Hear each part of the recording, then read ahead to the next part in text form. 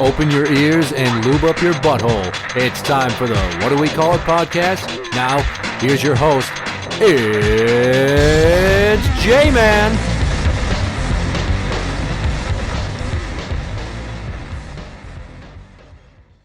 Welcome to the What Do We Call It podcast. I'm Jmann.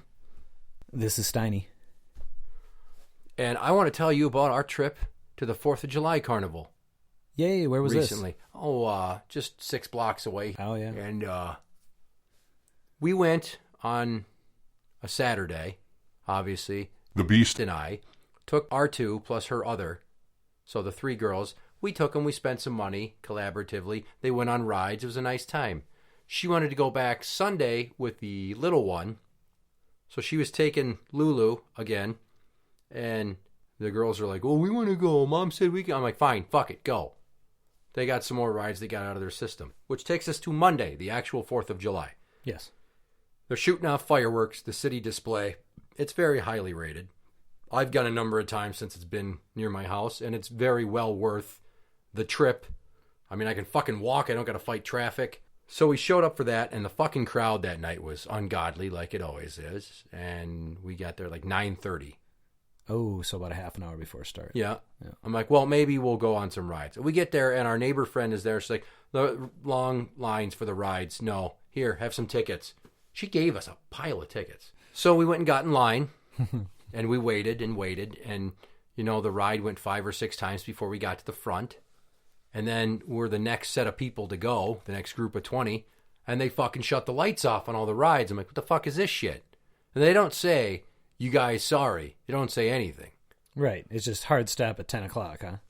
And the fireworks had started, too. So we're standing in line, half obstructed by a big machine. And I hadn't got on any rides. I was actually going to go on with the kids, just because. But as soon as it stops, these 2 Hispanic gentlemen that were operating it are like, "Sorry, no more." I'm like, "Are you serious? There's like 3 dozen people in line." And I'm looking at every line for every ride. Yeah. Is at least 12 to 3 dozen people deep. Sure. All these people paid money for tickets That they're not going to be able to use. that they cannot use because they fucking shut the carnival down at 10 on the busiest night. You bastard! I mean, I kind of understand it, you know, as far as a distraction to the fireworks, but maybe it's a city ordinance thing where they couldn't operate past 10 or 11 o'clock at night, but that should be posted, right? Like, Well, it was on the website posted. I saw that after the fact. Yeah. But when I was a kid, this thing used to run till fucking like 2 in the morning. yeah. And since it's moved over here, it's primarily shut down at midnight. Okay. So it was a little weird that when we're coming home Sunday at like, I don't know, 11:15, the whole fucking thing was lights out. I'm like, what the fuck is going on? Do you think because it was a weeknight, maybe? No. See, I got pissed off enough about this Nice. that I called City Hall and left a message with one of the city administrators, who then had the fire chief, who's the father of one of my childhood friends, just fun fact there, he calls me and lets me know that the decision to close down the carnival at 10 was made by the police because they figured it would drastically reduce the number of incidents they'd have to respond to. Oh, okay. Even though so there's they going didn't to want be to do thousands work. of people there, they're like, Yeah. we're going to shut it down, 2 hours earlier this year, every night, to cut down on all the hullabaloo at the fucking carnival. Because apparently the most shit goes down after 10. Nobody's like, hey, here's some facts to back this up. Right. So they shut it down. And let me just tell you that did not cut down on the incidents. Because the last group of people that got on that ride before we were told, fuck off, there was a gentleman and his wife sitting in the back row of this ride. There was another guy standing at the gate with his wife. And apparently their kids tried to get on. And they got on. But before the ride started, the 2 kids got off. I don't know why. There were enough seats. Maybe they weren't going to ride without mom and dad. This gentleman is pissed off at this other guy in the back row. I don't know what his fucking deal is, but he's yelling, he's swearing, he's flipping him the double bird. Maybe the guy cut him off in line or something, or butted ahead. Or that was stupid. the claim, yeah. Okay. So there's a kid and his girlfriend sitting in front of this guy and his wife, and he's like, hey, that other guy said he wants to fight you.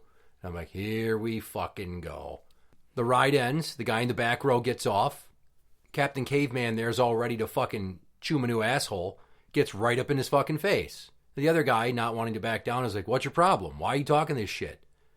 There are 4 cops on 10 speeds with bicycle helmets looking very dorky, but not too far away. And I'm waving like this at them. Like, come here, you know? Right. You might need to de-escalate. Do your job. They don't fucking see me, but it got loud enough that they walked over. And the gentleman that had been on the ride, they said, get out of here. He books it. He's gone. Him and Sure. his wife are gone. They're like, fine, fuck this. He's already gotten his ride. The other gentleman is sitting there. He's not telling the cops why he's upset. He's yelling why he's upset. And if you're trying to talk to the police and they already are using escalated tones to get you to calm down, yelling is probably not the best course of action. That's not in your best interest. No. So that guy's wife takes their kids and walks the fuck away, angrily, but quite fast. Wisely. And they're trying to back this guy off. And he's not walking away. He's just slowly backing up and talking with his hands, which is another big Aggressive. fucking stupid move. Yeah. It gets to the point where they're like, you need to leave. Your night's over. Go now. And they point like towards the back of the lot, like, get out.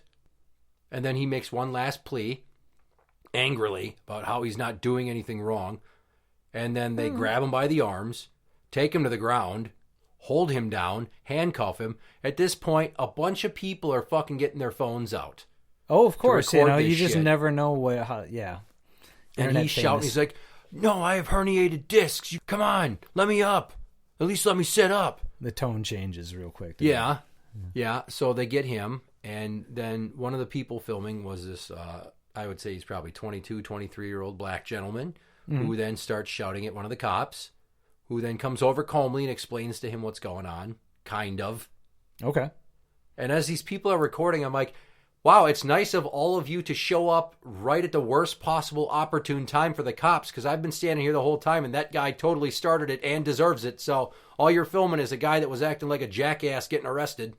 Mm-hmm. Good. Good. And then I waved one of the cops over. He's like, what's up? I'm like, I just want you to know, I saw everything before you came over. I have been watching this guy for 10 minutes. Everything you are doing to him right now, he rightfully deserves. He tried to instigate a fight. He started yelling at a guy on the ride about cutting him off. And then he stood there the whole duration of the ride, yelling, swearing, flipping him the bird, saying he wanted to fight him. He sat there and was anxious to get up in that dude's face. He's like, the other guy that we made leave? I'm like, yes. All that guy did was ride the ride as far as I could see. Right. I didn't notice any line cutting. But there's adults, so... And he kind of chuckled. He's like, yeah. So I'm like, as soon as that other guy got off the ride, he was up in his face.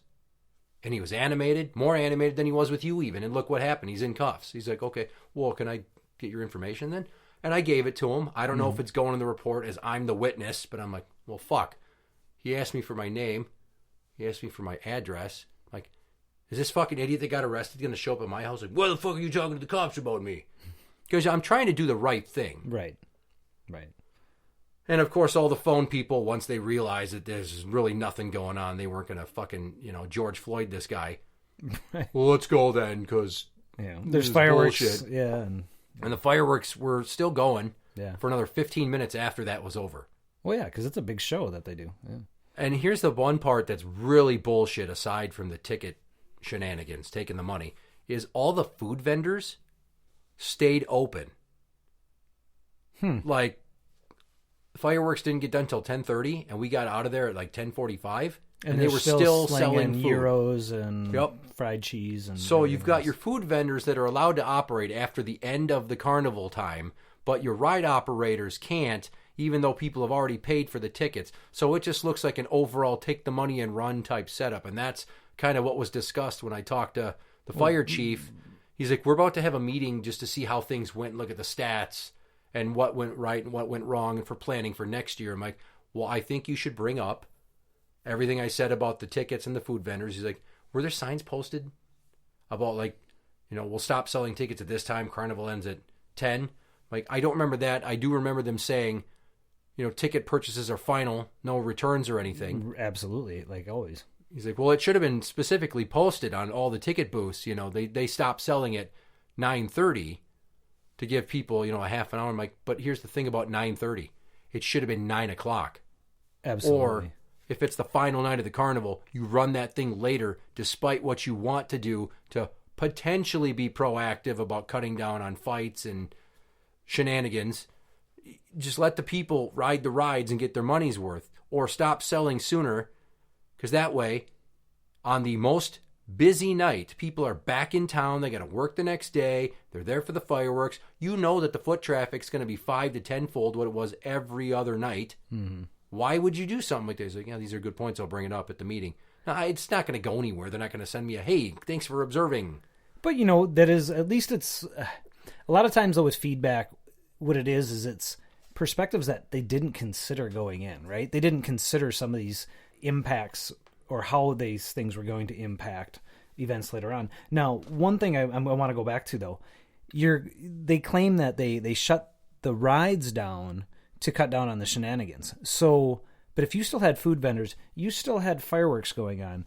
There are still people actively doing things, right? So that all you've shutting done down is the rides amplify at 10 the amount of people that were pissed off because there were people like, we can't use our tickets. Exactly. So now you've created the problem you're trying to avoid. Yep, they should have ran it till at least 10:30, to at least when the fireworks were done, or at least to when the food vendors were required to stop, right? Yeah. You know what I mean? If the food vendors were still going till 11, as people were filing out trying to get their last munchies on, whatever it is, then yeah, they should have still been running those rides. Yeah, they completely took the money and ran in that incident.